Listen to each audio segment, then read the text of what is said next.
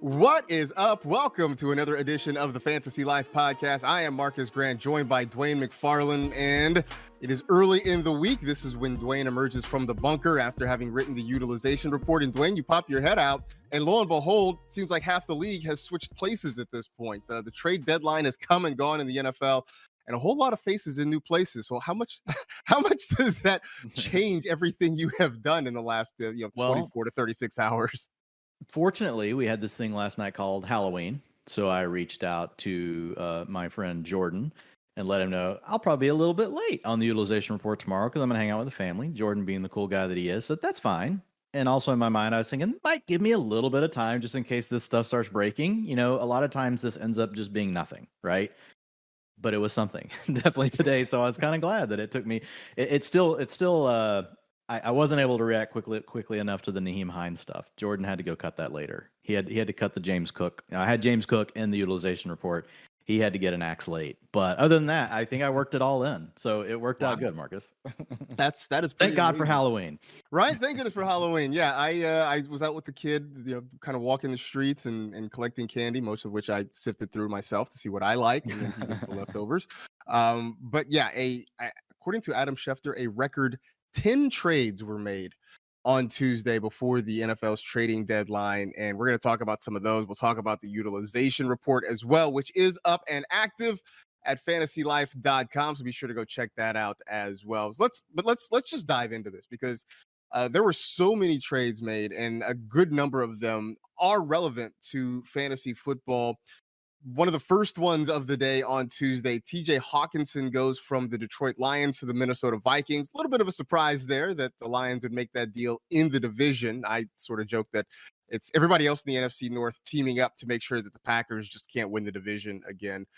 But with Hockenson, my immediate thought was that there's not much change in what his outlook is. I mean, he's a guy who's sort of a secondary target, was in Detroit, will be in Minnesota. Has got, a kind of a fair to middling quarterback going from Jared Goff to Kirk Cousins.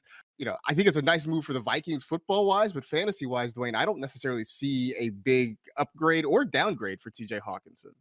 Yeah, I think you're dead on with this. Hockenson he's not really shown us to be an elite talent anyway. And I think that shows in what the Lions, they spent a first round pick on the guy and they're moving on.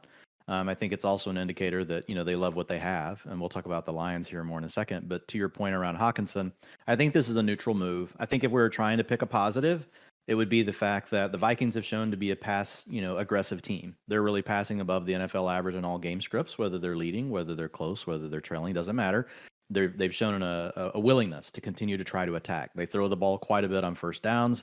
So those are some positive things because the Lions, if they could ever get things to go their way, which I don't know that they will because their defense, is so terrible, they really want to run the ball more. But they get forced into these big passing games because they have to try to play catch up. And so I think all things equal, it's a more stable environment for Hockenson.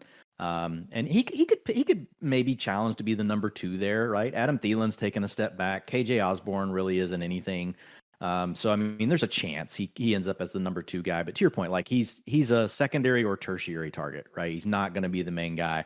You left Amon-Ra, the sun god, the target hog, to land with maybe one of the biggest target hogs, on the planet, in Justin Jefferson, and that isn't going to change. I think this is good for Kirk Cousins though, because really Irv Smith hadn't proven to be much, and he just can't stay healthy.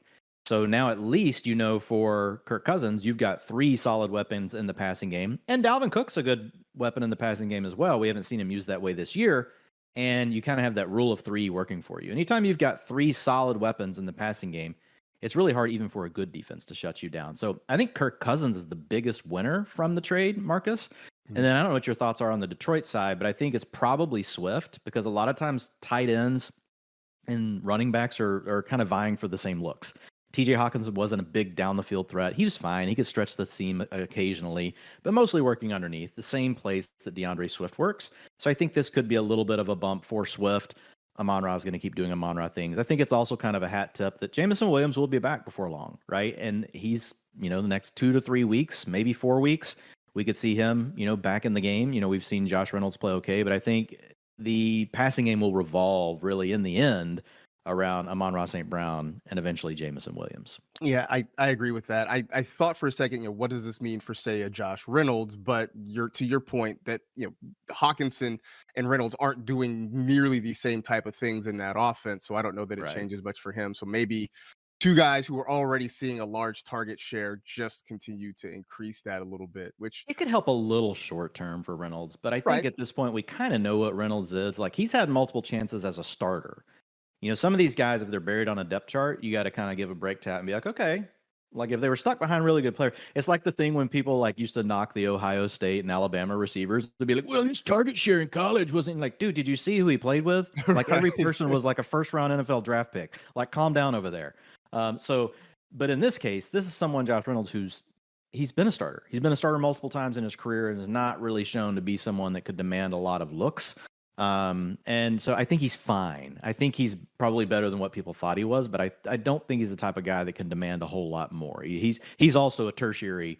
What would it be if they were the fourth player? We wouldn't call it. We just continue to call it tertiary, Marcus. Or is there another word that we sure would there's use? a word for it, but I would have to Google that or something. If there's somebody out there that knows, you can, if Kyle FF Recon knows the word to that too, if you want to jump in and help us out, we appreciate it. So yeah, no, but I'm with you. I think mostly it's going to be Swift and Amon-Ra who sort of benefit from this move here, and we'll see. My along with my Albert O sleeper dream dying, my Irv Smith sleeper dream is also being put to rest. Those are my two favorite sleepers. They are both. Hey, at least we can just put them away now, Marcus. Yeah, exactly. I don't have to on pretend anything. anymore. We can just, I don't want to say trash bin, but bottom drawer with the shirts that never get worn anymore. Yeah, but we just don't want to throw them away quite yet, like all the way. Yeah. Exactly. That's kind of where they're going right now. News out of Pittsburgh: Chase Claypool gets traded to the Chicago Bears. This comes just after the Bears had traded Roquan Smith to the Baltimore Ravens, and so picks go back and forth. In essence, it ends up being the Bears trading Roquan Smith for Chase Claypool once you do all the logistics around it. Claypool is a guy who fell out of favor fairly quickly there in Pittsburgh, had that burst onto the scene as a rookie, sort of faded from there. This year had really fallen out of favor. Now he goes to a team that is in need of pass catchers, but they don't throw the ball a whole lot. So this also feels sort of like a wash for Claypool in that, I don't know that the situation improves significantly for him going from Pittsburgh to Chicago. Yeah, I think what he's going to pick up, to your point, in less target competition, because he's coming from a receiver room that's got a target hog in it with Deontay Johnson. Also has George Pickens, who they spent a second round pick on, and Pat Freiermuth was really a second year tight end that's really on an upward trend as well. That helps a little, but then to your point, you land with the Bears, and they are as run heavy gets. They don't care if they're trailing, if they're leading, if they're losing. Sorry, they're losing, tied, leading, doesn't matter. They want to throw the ball. I mean, they want to run the ball, and so I think that's a problem for Claypool. However, I guess like the upside would be, because we do see teams change from time to time, right? And we do see them get pushed into a corner sometimes where they have to throw more. I think in those games, we potentially get more upside out of Claypool, right? Because he only has to deal with Darnell Mooney. And there is a chance that Claypool really is maybe the best receiver right now on the Bears. And so I'm with you. I tend to think that it's a wash. I think there's a little more upside just because if the situation certainly got turned on its head and the Bears were throwing the ball more, he would have less target competition. But I really feel like that's his only path. Again, I think the quarterback is the big winner here. We talked about Justin Fields last week, averaging 10.5 rushing attempts per game over the last 4 games. That's already enough to put him inside the top 10, top 12 quarterbacks in fantasy football, because it's just a cheat code when you can run the ball. However, the big concern, right, the ugly side of Justin Fields was really only on pace for 2,500 passing yards, basically, and like 16 passing touchdowns. That's not good. But now you add Claypool. That loosens things up a little bit, right? I think it gives you a little bit of hope that maybe he could get, on track to where maybe we could get 3,000, 3,500. He won't get there now, but over the rest of the season, right, that could be his pace. And that, when we look at it, like that's what Jalen Hurts did last year, essentially, and he finished as the QB9. So I think this essentially locks Justin Fields into the top 12.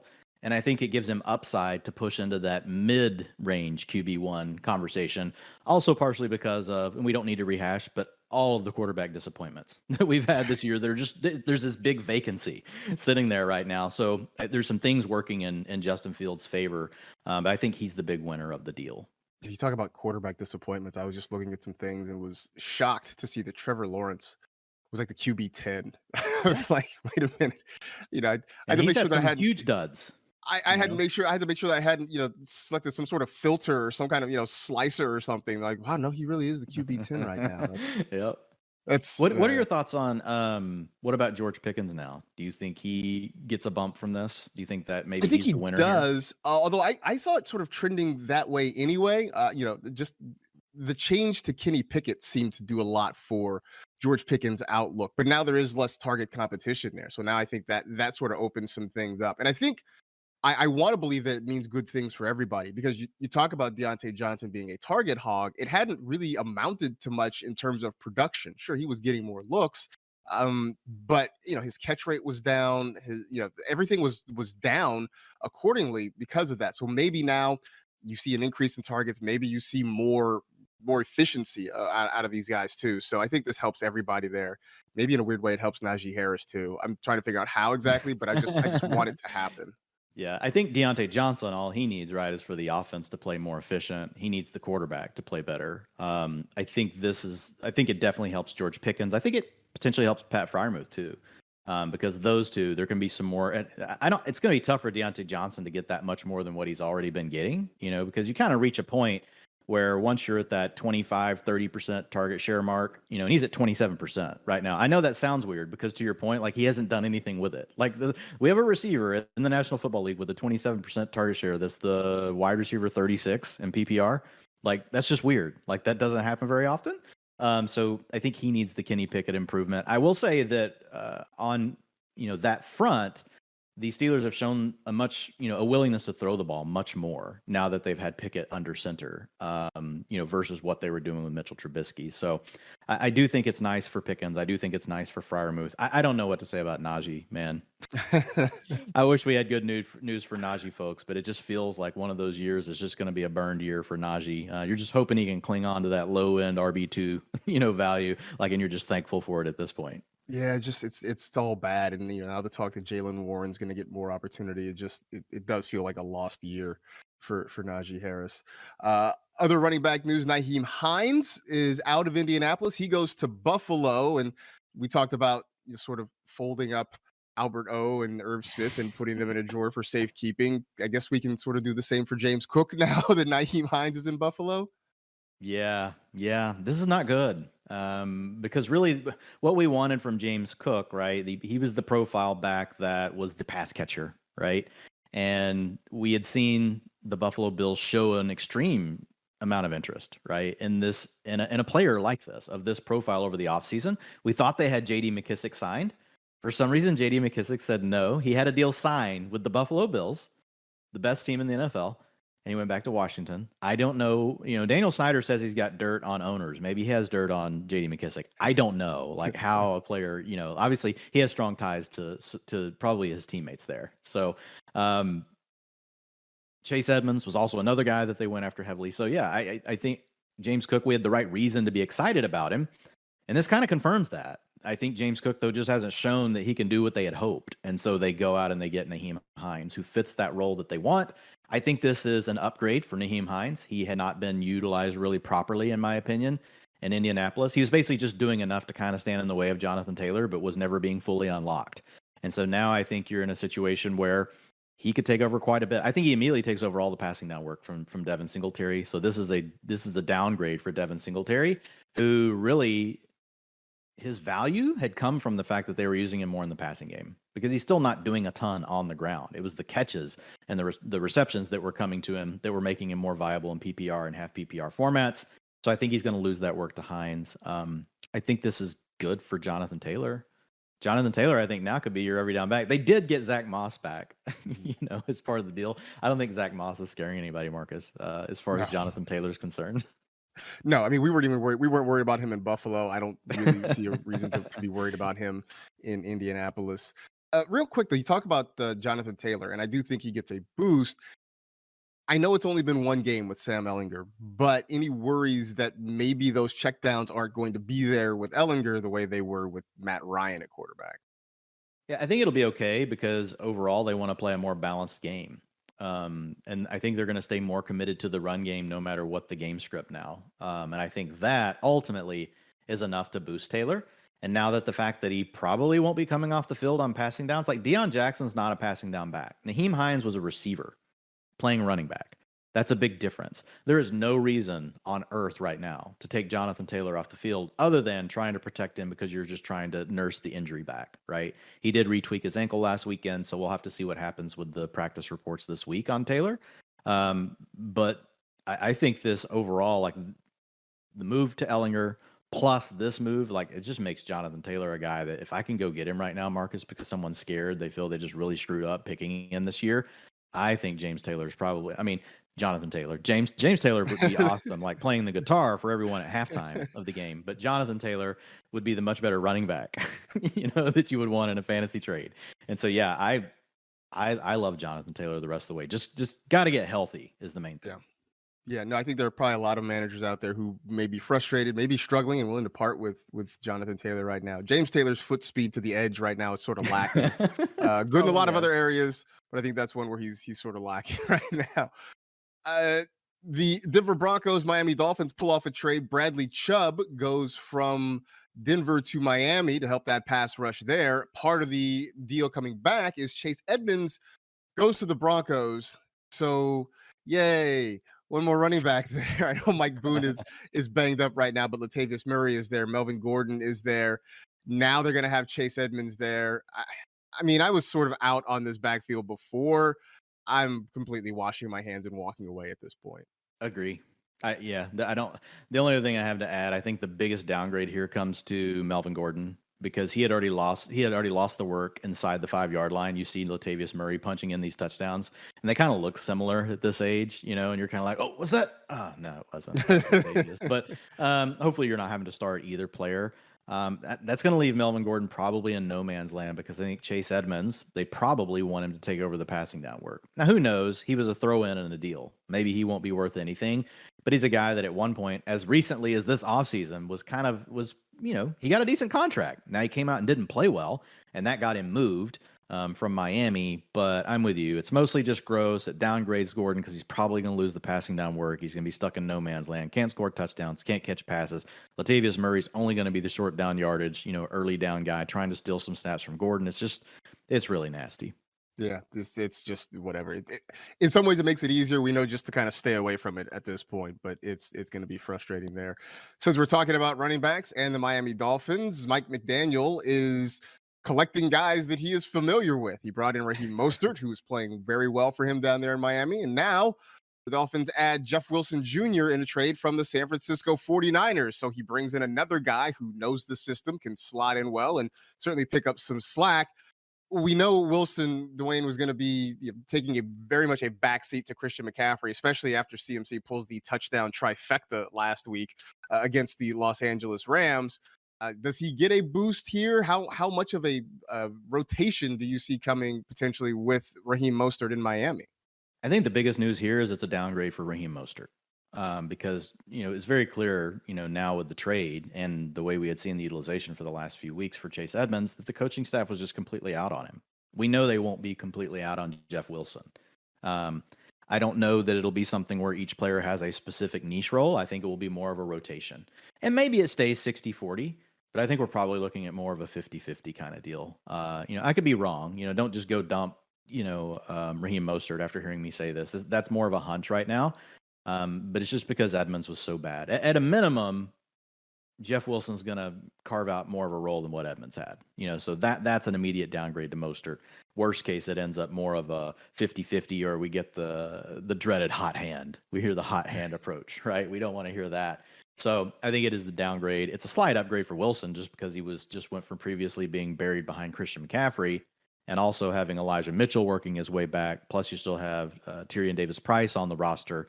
There was just a lot of mouths, there in San Francisco. And they've just shown a real willingness outside of CMC to keep that a rotation. Whereas if Raheem Mostert goes down now, I think he has a very clear line of sight to being the number one back who could score quite a few touchdowns on an offense that's shown us that can be very explosive. So I think as an upgrade for Wilson, downgrade for Mostert, slight upgrade for, Elijah Mitchell now would clearly be the handcuff, to CMC.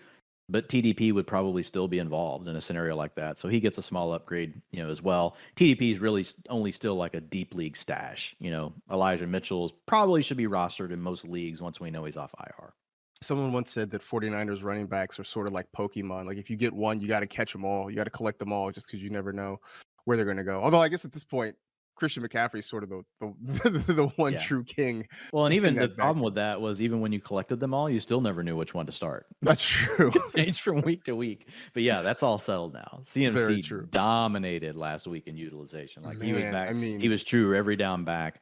This is an upgrade for him because now he's getting the same every down role, but he's in an offense that can score points, right? And has other playmakers around him. So yeah, I was talking to somebody, and if you had told us before the season that halfway through the year Christian McCaffrey was going to be in San Francisco, I think he would have been the undisputed 1.01 across fantasy, hands down. I don't think there would have been a question about it.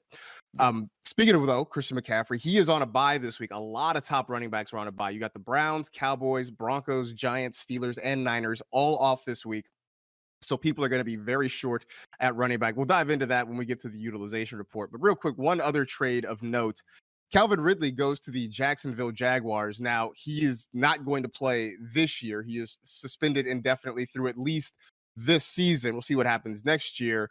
So this is more of a long-term, probably more of a dynasty type approach. But look, I look at this, Dwayne, the Jaguars are trying to put help around Trevor Lawrence, and he has been up and down this year, but they go out and they spend big to bring in Christian Kirk. Now they get Calvin Ridley, hoping that he can come back and look like the player he was in Atlanta. This feels like a big boost potentially for Trevor Lawrence heading into 2023, if presuming Ridley's able to come back and play. Yeah, we've seen Christian Kirk's played pretty good this year, but I still think that Calvin Ridley will be the best wide receiver overall on that team next year, assuming everything goes, fine from a health perspective and all those kind of things. But why wouldn't they? Like, he's not having to play. He's not getting hurt. So, yeah, I feel good about Calvin Ridley long-term. Feel good about, this outlook for Trevor Lawrence. I think you're hitting the nail on the head with that.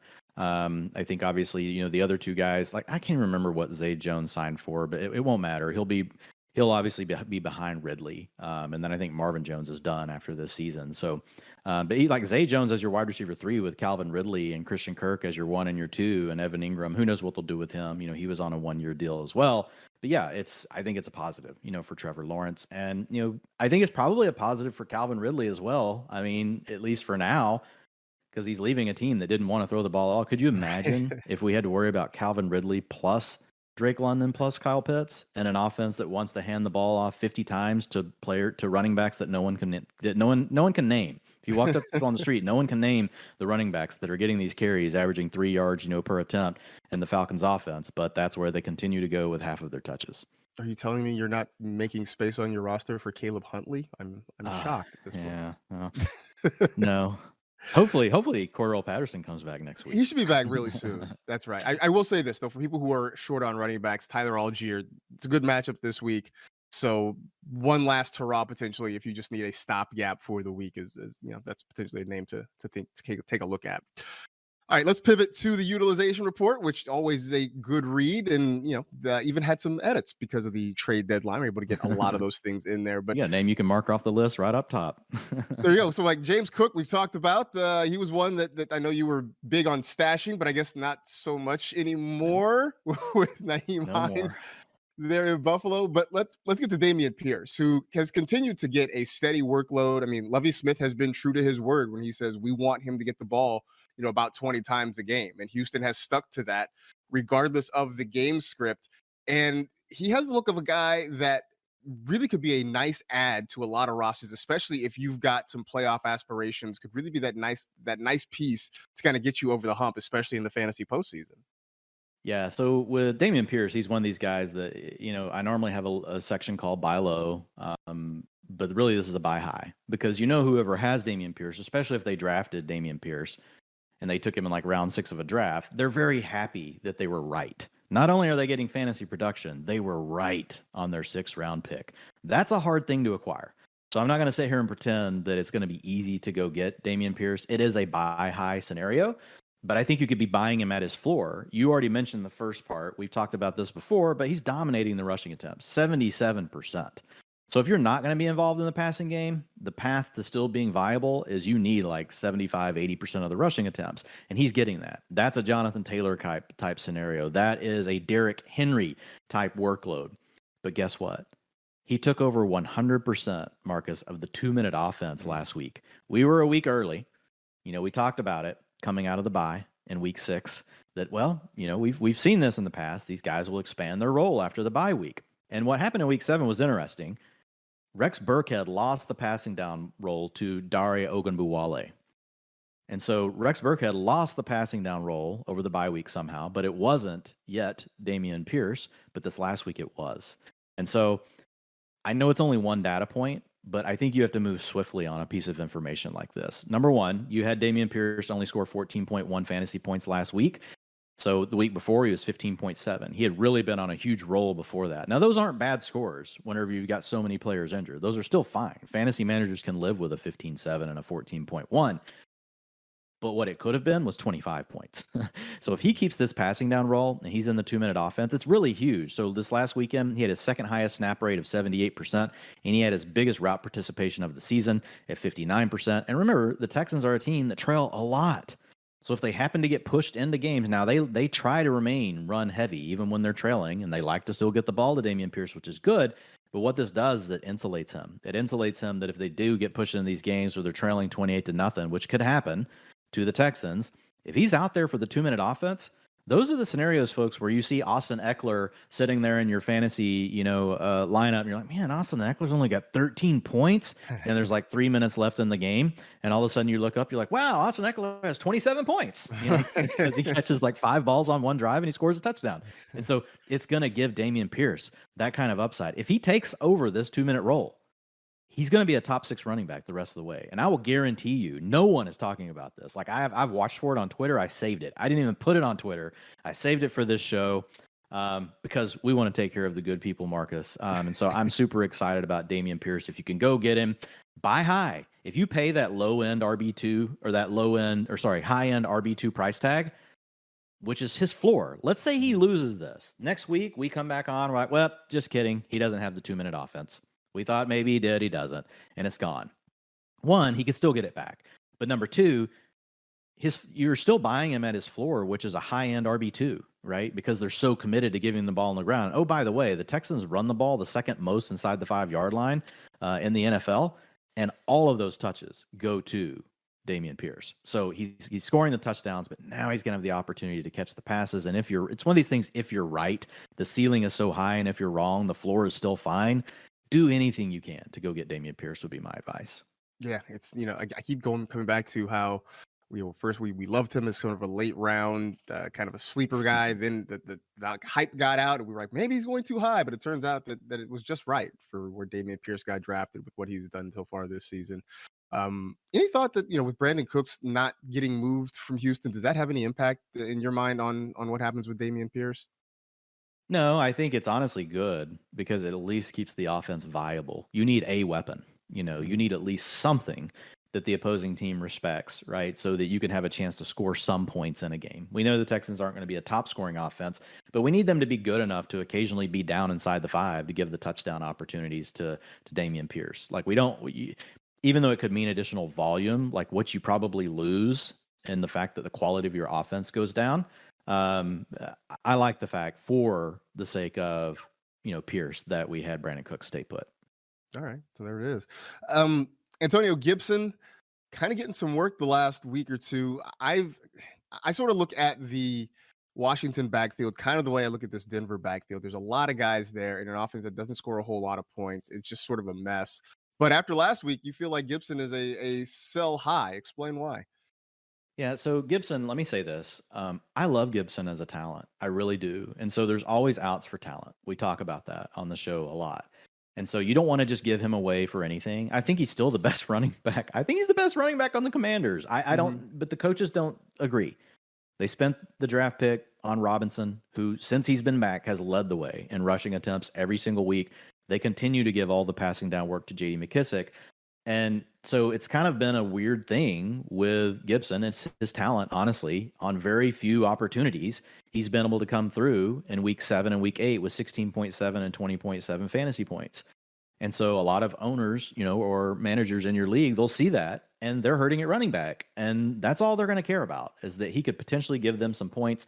They see a player that might be on the rise. Like that's another trend. Like you'll be like, 6.9 PPR points to 8.3, 16.7, 20.7, all aboard, going to score 50 points next week. So with Gibson, like it's just one of these guys, again, I like him, but it's just too crowded. The only hope for him, honestly, was a trade today.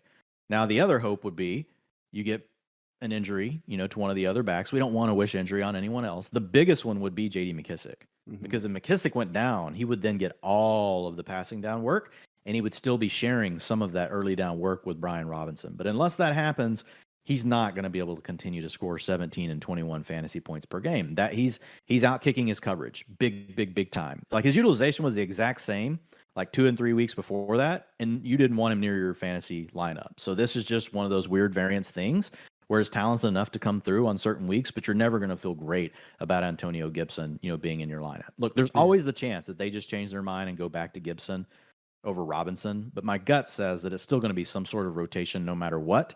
So if you can sell high, then you go ahead and do it. But again, don't give him away. We don't ever give away talented players, but I do think, if you can get something you need for your roster, then I would absolutely do it.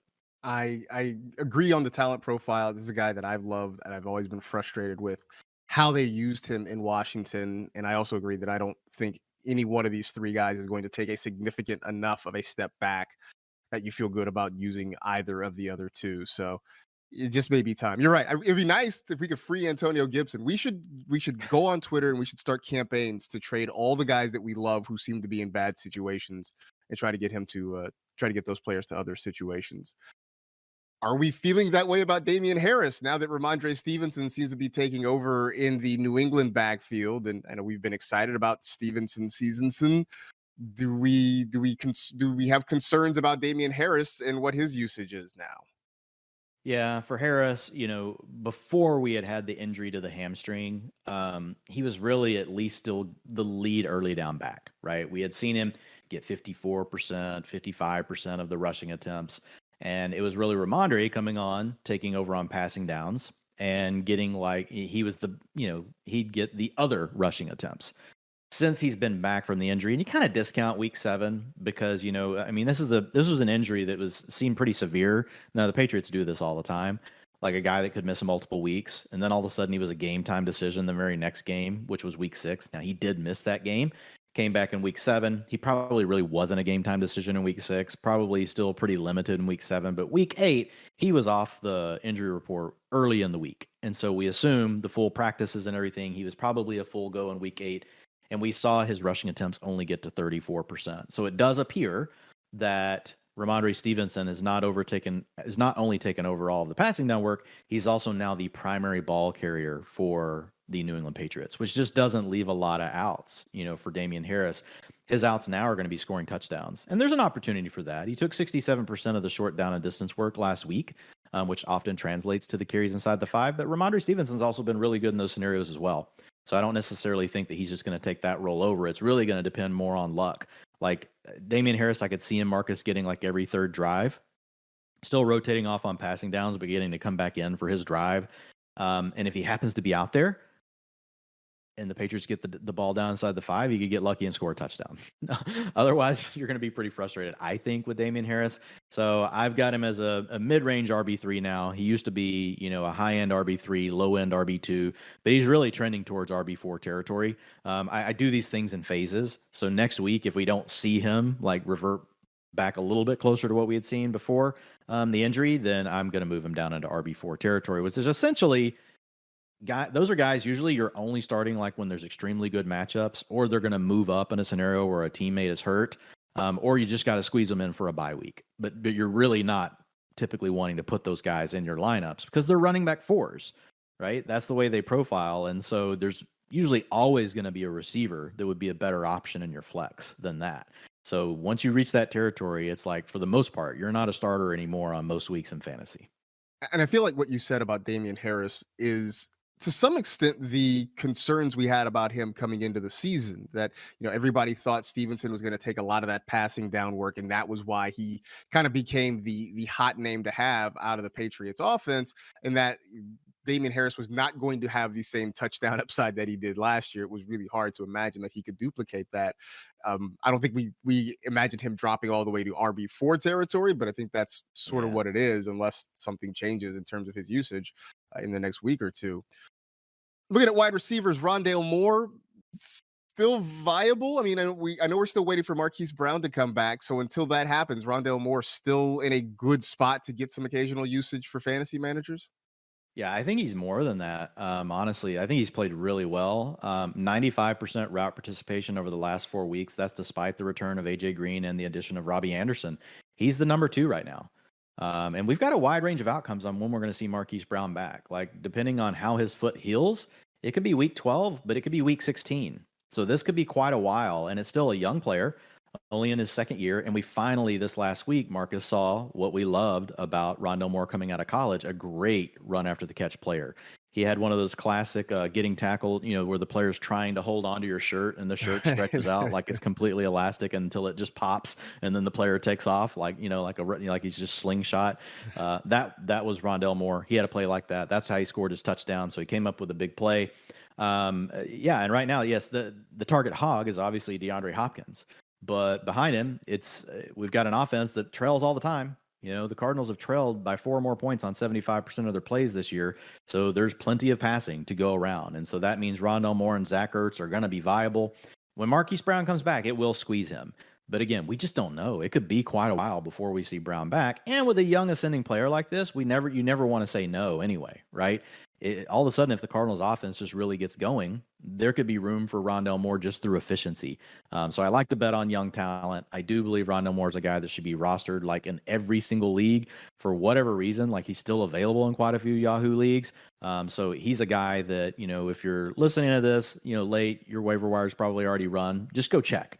Make sure Rondale Moore isn't available on the wire. If he is, you don't even have to use your fab. You just go grab him, add him to the team. But I look at him as a wide receiver 3 with wide receiver 2 upside on a weekly basis until we get Marquise Brown back.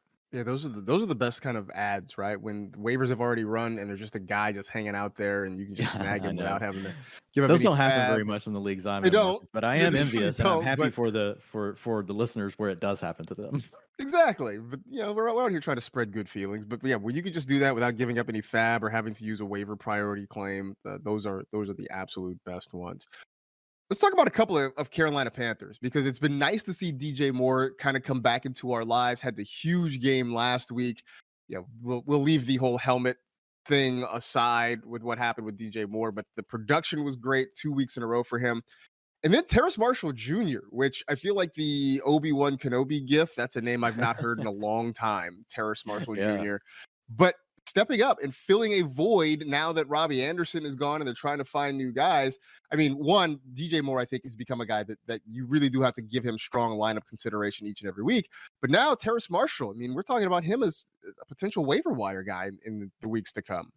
Yeah, I mean, we can touch on more next, but I like hitting Marshall because he's a guy that very likely you could be listening to this and your waivers have already run and he's still going to be available. He's only rostered in 1% of leagues, right? So that means basically you've got to be playing like, a 20-teamer for him to be gone right now. And so a lot of you are probably playing in 12, 10-team leagues where even once the waiver wire runs, there's probably going to be some people add like a DeMarcus Robinson or something like that over a Terrace Marshall. And I think that's the wrong move because Marshall is a second-round pick last season, NFL draft pick out of LSU, a guy that a lot of people liked. Early last season, he was getting the playing time. He was getting the targets. It was not turning into a lot for him. Then he got the concussion in week 7. He missed the next 2 games. And then when he came back, he had kind of lost his role. And then he didn't kind of get going in again until the end of the year. But it's a young player. And we talked earlier, you don't necessarily want to invest in players that you've seen have a lot of opportunity because they probably are what they are. We have not seen Terrace Marshall with a lot of opportunity yet. So who knows what all was going on behind the scenes. Maybe he did some dumb stuff that got himself benched. No clue what was going on with him and the coaches. But now, the last 2 games, man, 96% and 95% route participation with Robbie Anderson gone. We also have CMC, a target hog, out of the backfield, gone. And so if PJ Walker can just be above average, we just need PJ Walker to not be horrible. I think sometimes, honestly, we overrate how important a good quarterback is to fantasy performances, it obviously helps. You want the upside of the big touchdowns and all those things, but you can support 1 to 2 weapons with just an above average quarterback, a below average quarterback. Even if you wanted to say a quarterback that's borderline bad, but not terrible, you can't be Baker, right? You cannot be Baker Mayfield. That's the thing you have to avoid. And PJ Walker's done that so far for the last 2 games. We got the first 300+ yard passing game, for the Panthers. And a big part of that we'll talk about in a minute, was to DJ Moore. But this is the kind of talent I want to bet on, Marcus. Like, I want this over Van Jefferson. I want this over a Khalif Raymond. I want to pick up a guy like Terrace Marshall. There's a lot of names, like if you're playing in deeper leagues, that are going to be in consideration with Terrace Marshall. But I think this gives you the best upside of, number one, a lot of those players are going to be potentially getting benched when starters come back. This is a player that probably is in a starting role, and they want to see what they have for the rest of the year.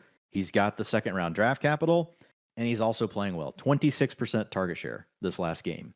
So he came up with 12.7 fantasy points. A lot of those passes were not catchable. So he and PJ Walker are going to have to work, right, to get on the same page.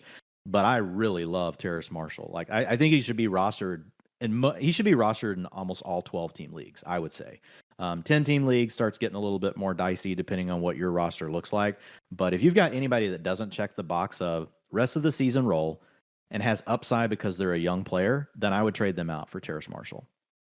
Everything, when you talk about those other guys that he's sort of in competition with, when you talk about waiver wire picks, I think the big difference is he really does have more of a path to targets than some of the other guys you talk about. You talk about a Van Jefferson, and just the state of the Rams offense, as long as Cooper Kupp is healthy, it's going to be hard for Van Jefferson to see consistent targets. I think for Khalif Raymond, sort of the same situation. It's going to be hard for him to see consistent targets. When you look at the Panthers, it's DJ Moore, and then it's a big who knows right after that. Like a big who knows. There's not huge anybody. Who knows, right? I mean, Laviska Shenault, we could maybe at one point we'll get out of the bottom drawer and we'll unfold him.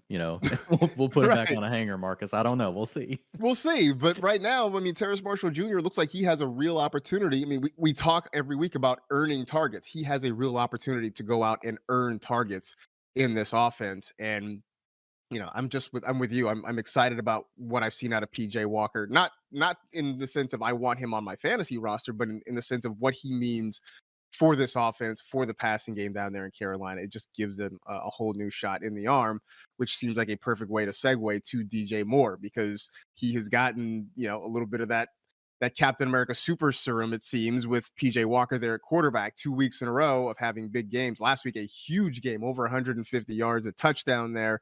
And I've been saying the last 2 weeks, DJ Moore is not going to be probably what you thought when you drafted him, but I think going forward, he's going to be a lot better than he has been for the first month, 6 weeks of the season. Yeah, I think we still have questions to your point about Carolina's offense. Like, I think, neither you nor I have blinders on that, oh my God, it's just going to be a great offense now. But we've at least seen that, it could maybe just be okay, like what we talked about. You just need okay quarterback play, and we've got a very condensed target tree. So, I mean, I know splits can be a tricky thing, especially in small samples. We talk about this all the time on here. But guess what? This is how it goes in fantasy. Like, we're dealing with small samples. Like, you can either decide to act on them or you don't. I still lean towards acting on them. They don't always end up being right, but I feel like it's something that in this scenario, it makes sense to look at the splits, right? The first 6 games, you got Baker Mayfield as your quarterback. The first 6 games, you've got Robbie Anderson lining up opposite you, and you also have Christian McCaffrey lining up in the backfield. His target share was 24%, which is still good. 24% target share is really good whenever you have other players around you that are good. However, when you look at his last 2 games, that target share number has gone to 38%, Marcus. So 38% target share can also go a long way when your offense isn't playing that great, because if you're getting almost half of the work, like, you could still come through. There's a lot of outs, and he's a talented player. He can still do things after the catch.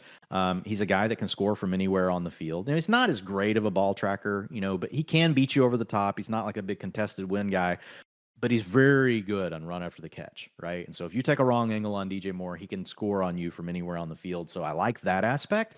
The other thing, and this really ties back more to Baker Mayfield, over the first 6 games, Marcus, catchable targets, 57%. That's 19 percentage points below the NFL average. And this is for a guy without a huge ADOT. Like, if you look at a guy and you're like, I'll see some people throw out stats, they're like, oh man, his catch rate's like 55%. And I'm like, dude, his ADOT's 20.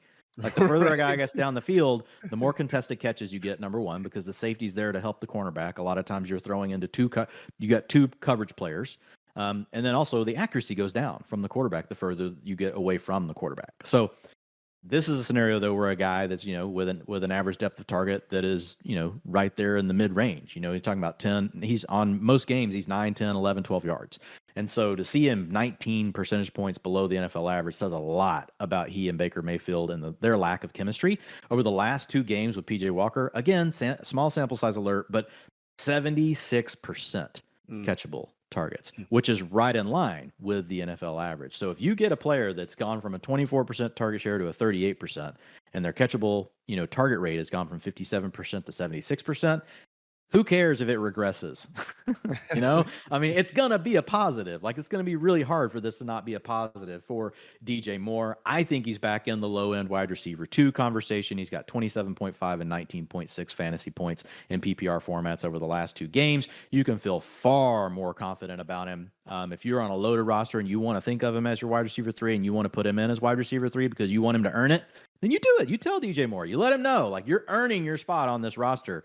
But, man, I think he is in a much, much better situation. It's cool how quickly things can change. It's what makes fantasy so fun, Marcus.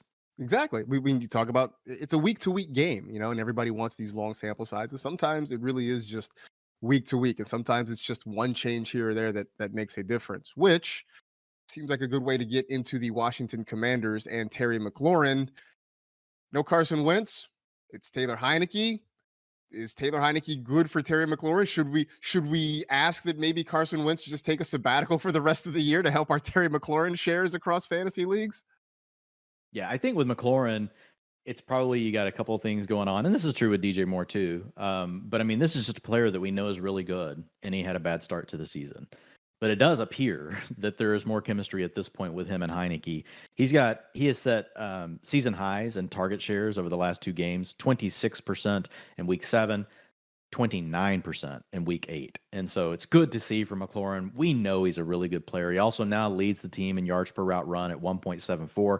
He's a guy that's usually around the 2.0 mark, which is really good. That typically is, means good things to come for receivers, but his mark was really low. Like over these last 2 games, he's kind of been like, sometimes with my son, I'm like, man, you got to watch that GPA. You don't want to be stuck trying to repair that thing.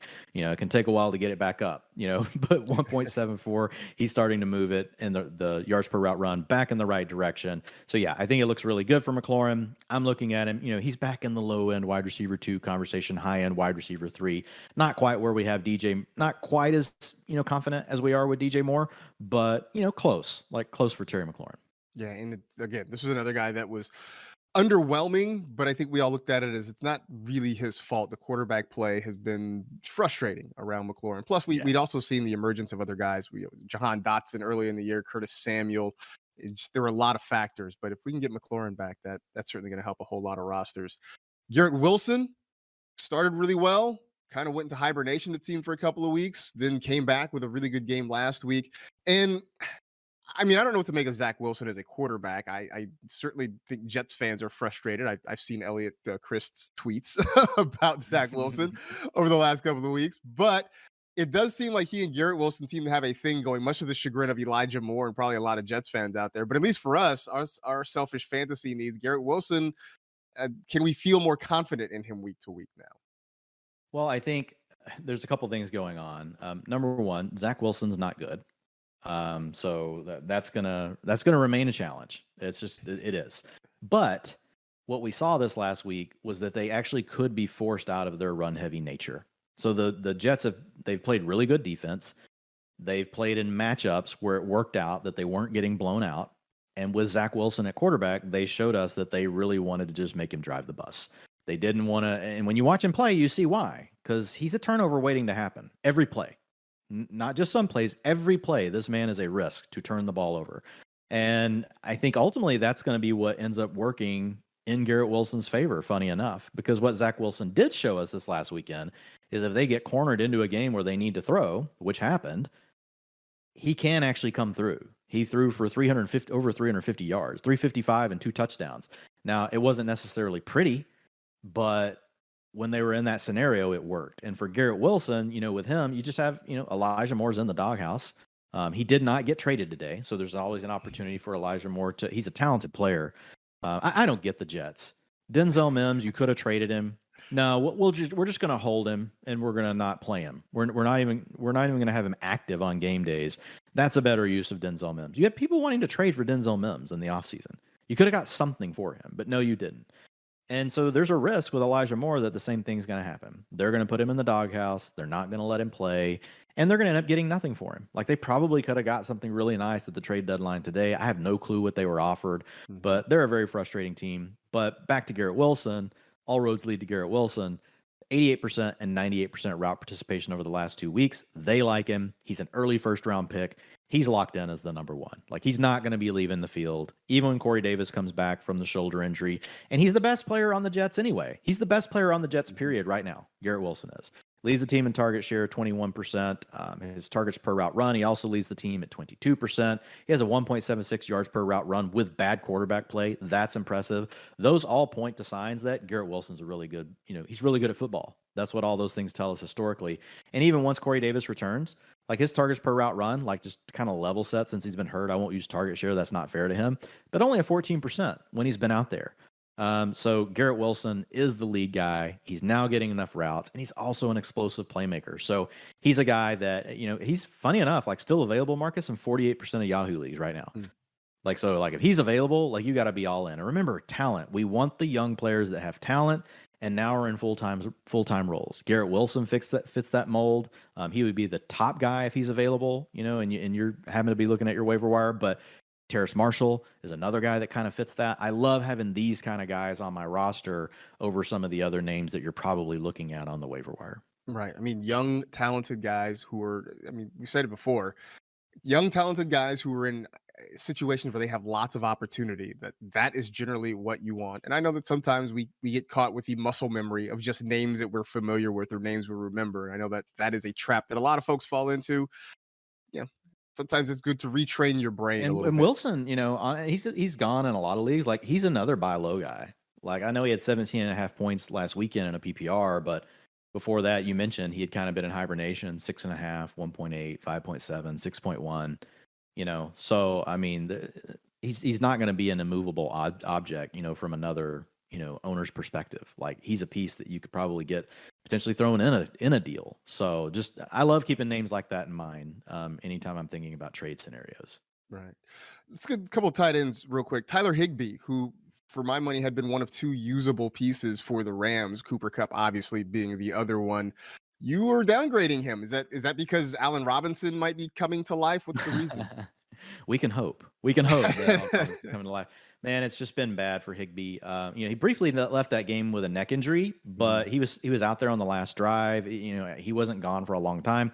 Played 69% of the snaps, but his route participation, Marcus, hit a season low of 37%. I mean, so he stayed in to block on 24% of the time he was out there on a passing play. That is bad. What that tells us is that something we already know, the Rams offensive line is terrible. We've talked about Matthew Stafford and how, the defensive players, it seems like he would run a play action, fake, and like the defender wouldn't even pause for the play action. They just kept running towards Matthew Stafford. So what does that mean? That means a guy like Tyler Higbee has got to stay in and block. The other tight ends they have on their roster, they're not blocking tight ends. So they can't bring another guy in and then put Higbee out into space and let him, work from the slot or anything. He's the best blocking tight end they have. And now he is in tight end jail because of that, and they have to make up for the woes of the offensive line. So he downgrades to a mid-range tight end too. I don't really think you can have him in your lineups until we see something change. And we did not see a trade, at least that I saw come across. Today I didn't check in the last few minutes, other than I was mainly watching for like the receivers, running backs, quarterbacks. They need offensive linemen, and they don't have any. And so I think this is probably a season-long problem for Tyler Higbee. I do think the potential thing that does is give Allen Robinson more targets, to your point, Marcus. Like, I don't know how much they're going to be worth because the Rams offense is not playing well, but I do think this opens up the opportunity for him to be the number two behind Cooper Kupp. And we saw Allen Robinson get a season high. I nearly put him in the article this week, but I wanted to see one more week because he's hurt us. He's hurt us. So he's going to have to earn his way back in. But there is a chance that he could be more of a 23-25% target share guy, assuming he's not just completely washed. Watching that Rams game, and their run game was non-existent to the point that you saw them trying so many different things, a lot of screens, a lot of jet sweeps, just something to try to manufacture a running game. And I think that had a lot to do also with why Higbee was so involved as a blocker, just to try to get anything going manufactured. And they did not move Cam Akers. So who knows what happens with him, but you're right. That offensive line is probably the main crux of the issue in Los Angeles. Greg Dulcich, we've talked about him a few times. He's been pretty solid since coming off of injured reserve, immediately jumped in and earned a large role.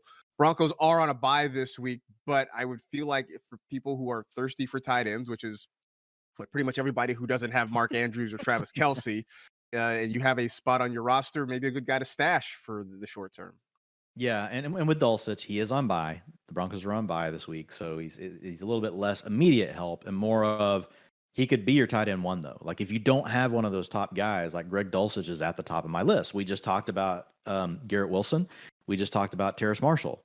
Greg Dulcich fits the same kind of thing. Not quite the draft capital they have, but clearly a guy the Broncos valued when they took him. They've just thrust him straight into a starting role. And he's got this unknown upside. Also, similar to those other two guys we just talked about, not in a great offense. So, I mean, you could take that for what it's worth, but the talent is definitely there. The route participation is definitely there. He saw a season high 91% last week. He has back-to-back 20+% target share games. Yards per route run at 1.96. That is elite for a tight end, especially a young one like he is. All the signs point to the fact that Greg Dulcich can play ball. Now, whether or not he can score a ton of fantasy points, I don't know, but I moved him into low-end tight end one status. And I remember when he first was going to come onto the scene, and we immediately moved him to high-end tight end 2 status, and people were kind of like, man, are you sure? And I'm like, look, a lot of this first ranking of him has to do with the rest. We already know what the rest of the tight ends are, to your point, Marcus. You know what the name, who the names are that you like. And then after that, there's a lot of names that you're like, well, maybe they could hit one week or the other. This guy's actually played well for 3 weeks, and the arrow is pointing up. So for Dulcich, I like him a lot. I think he has to be a low-end tight end 1, and I think he has mid-range tight end 1 upside. Like, we could look up and be like, wow, this is the tight end 7 the rest of the way, because there's not a lot of other competition, and he's just played so well. Like, the talent profile looks really strong right now. Still available in 58% of Yahoo leagues as of this recording. And I look at Dulcich, and I feel like when I talk about Albert O and him not hitting this year, I feel like the thought process was right, at least about it, because he was an athletic tight end. Russ, during his time in Seattle, tried to use the tight end a lot. They just couldn't keep anybody healthy, which is why you could never really count on a Seahawks tight end. But it was something that he wanted to do and wanted to get involved.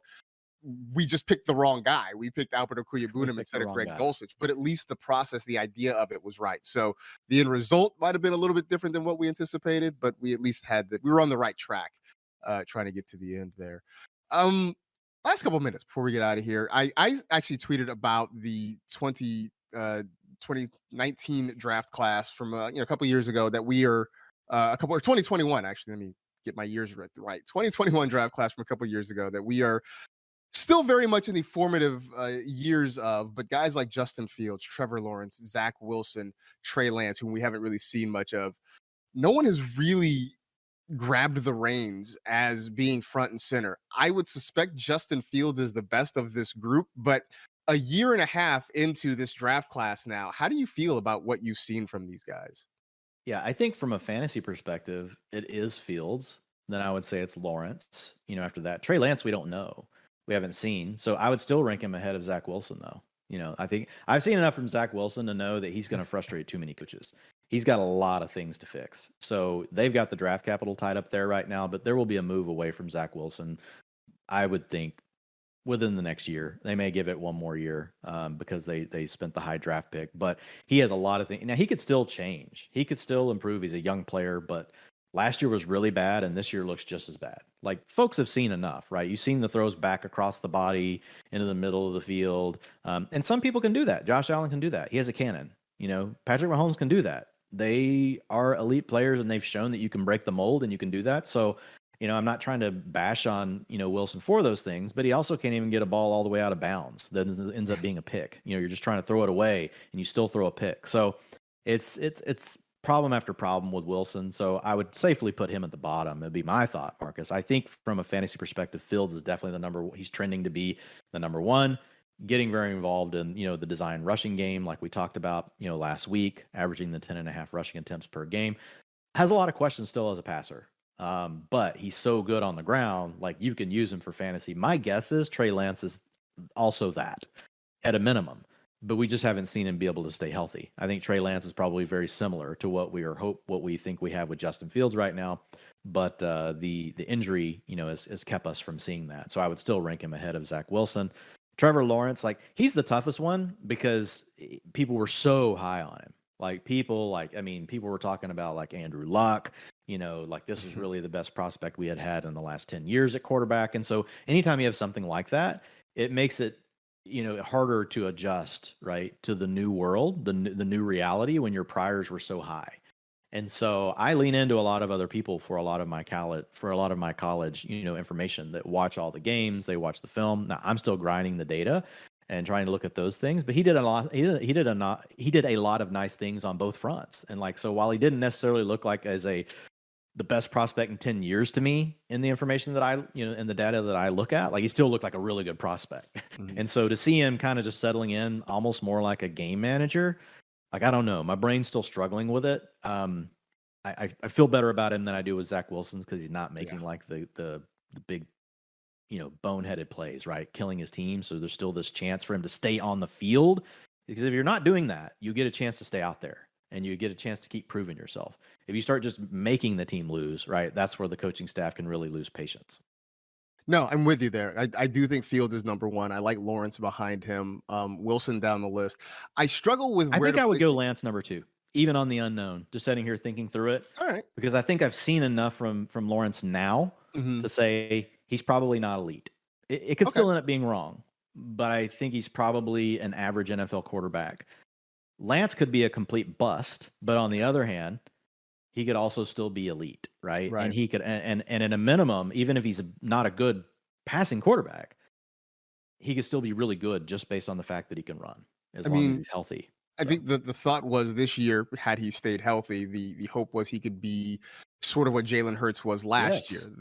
That guy who's still raw as a passer, but could give you enough on the ground that fantasy-wise, at least he was viable week in and week out until the 49ers sort of figured out what he was. And so I think that's going to be the hope next year as well. Just hope he comes back healthy and is ready to go. But he's going to have the pieces around him to certainly be productive. Mac Jones is the one that I feel like I'm having trouble pegging. Yeah. Why did I even say Mac Jones? Because because sometimes it's okay, this guy looks like he has a clue back there, and some weeks it's what are you looking at? And that's why we keep seeing Bailey Zappi show up every once in a while and get some snaps. He's the guy that I think is maybe the biggest enigma in this whole group because the variance is so wide with him every single week. Yeah, and it's also tough because the Patriots are just not good at putting playmakers around their guys. They just do some weird stuff. It's cracking me up. We had a lot of teams calling about Kendrick Bourne, but we decided to keep him. No, you made a terrible signing and gave Kendrick Bourne too much money, and this is you trying to save face. By multiple teams calling, you mean two, and by them asking about him, what they were asking is if you were just going to cut him so that they wouldn't sign J.J. Arcega-Whiteside or something. They could sign Kendrick Bourne instead. But this is a team that's just struggled to put the weapons around Mac Jones. Mac Jones also playing with that high ankle sprain still. I would put him ahead of Zach Wilson, probably, just below Trevor Lawrence. But I think there's a chance Mac Jones is better than Trevor Lawrence. That wouldn't surprise me. I wouldn't say that's a prediction, that I'm making, but it wouldn't necessarily surprise me because we've seen some good things from Mac Jones. It's tough to grade him with the injury and with the weapons that he's had, around him. Yeah. Well, this is obviously not closed by any mean. We're not closing the book on these guys by any stretch of the imagination. It is a year and a half that we have seen some of these guys, maybe not even that long for some of them as well. So there's still plenty of evaluation. Look, I didn't think Josh Allen was going to be good after year one. Yeah. I thought he would be fine for fantasy. If we went back in time and we had a time capsule and you and I were sitting here talking, I would have probably talked about Josh Allen like I just did about Justin Fields.